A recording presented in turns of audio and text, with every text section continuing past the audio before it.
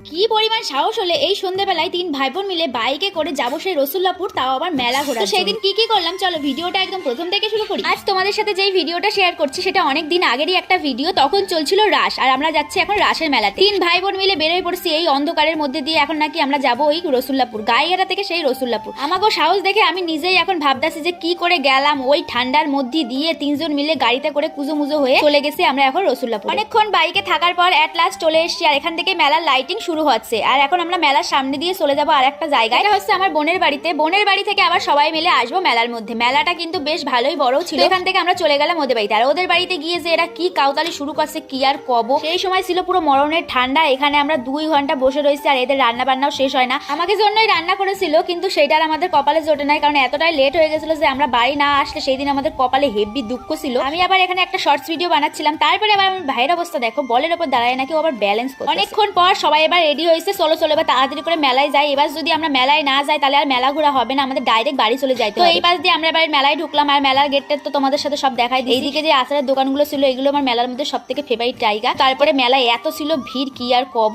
ওর গায়ে ধাক্কা খাইতে খাইতে চলে আসি এই জায়গায়। তখন তো আমার মধ্যে পুরো টেনশন কাজ করতেছিল যে এত রাত্রেবেলা আমরা তিনজন কি করে যাব, তার মধ্যে রাস্তায় যদি আমাকে পুলিশ ধরছে তাহলে তো কপালে সেই দুঃখ ছিল। যাই হোক আমাকে কিছু হয় নাই, পরে আমরা ভালো মতো বাড়ি চলে আইতে পারছি। আর এখানে দেখো ঠাকুরগুলোকে কি সুন্দর করে সাজিয়েছে। এখান থেকে আমাকে আবার তিলক পরে দিছিল আর দেখতে কিন্তু বেশ ভালো লাগছিল। আর এই জায়গাগুলো যে কি পরিমাণ ভিড় ছিল কি আর কব। আমরা আবার মেলার ওই সাইড দিয়ে বেরোয় গেলাম, এটা একদম ফাঁকা ফাঁকা ছিল। তো এই জায়গা দিয়ে বেরিয়ে আমরা এখন যাবো মেলার মধ্যে। তখন থেকে আমি শুরু করছি যে চল বাড়ি চল বাড়ি চল, আর ওরা তো আমাদের ছাড়বে না, আমাদের মেলা ঘুরায় খাওয়ায় দায় তারপরে পাঠাবে। তখনই ভাবছিলাম বেরিয়ে যাব, কিন্তু ওরা বললো যে চলো একটু মেলা ঘুরে নি, তাই আমরা ভাবলাম যে চলো একটু মেলা ঘোরাই যাক। তো এখানে দেখো বাচ্চাদের রাইড গুলো ছিল আর আমরা মেলাটা দেখে বাইরে থেকে মনে হচ্ছিল যে অনেক ছোট, কিন্তু ভেতরে গিয়ে দেখি অনেক বড় মেলা। আমার ভাইয়ের ফেভারিট আইসক্রিম তো কিনতেই হবে। এদিকে আমরা 3টে আইসক্রিম খেলে এবার পুচকেটাকে দিচ্ছিলাম, আর ওর বাবা তো বলে যাচ্ছে যে ওরা আইসক্রিম দেবে না, ওর ঠান্ডা লেগেছে। তাও কি আর বাচ্চারা শোনে, ও তো আইসক্রিম খাবে, তাই ভাই ওকে আইসক্রিম দিয়ে দিল। তারপরে আমরা সবাই মিলে একটু ফুচকা খেয়ে নিলাম। আর মেলায় যাবো ফুচকা খাবো না সেটা কি কখনো হতে পারে? ওইখানকার ফুচকার টেস্টটা আমার দারুণ লেগেছে। তারপরে চলে গেছিলাম একটু ঘুগনি খাওয়ার জন্য, আর ঘুগনিটা যে কি